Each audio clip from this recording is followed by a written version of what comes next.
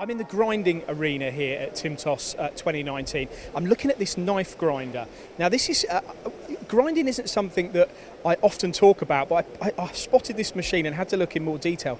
Look at the length of this. It's got a 2 metre x-axis, but a very small 200mm y-axis.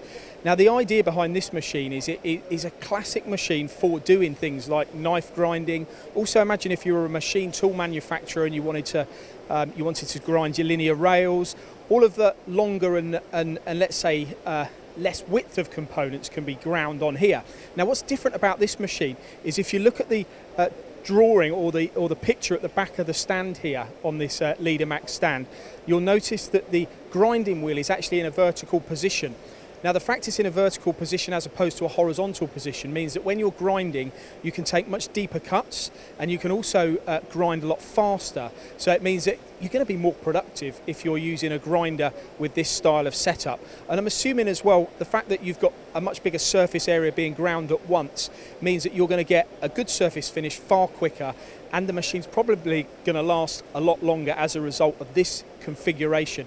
Interesting to talk about grinders, and there's a lot here at Timtos this week.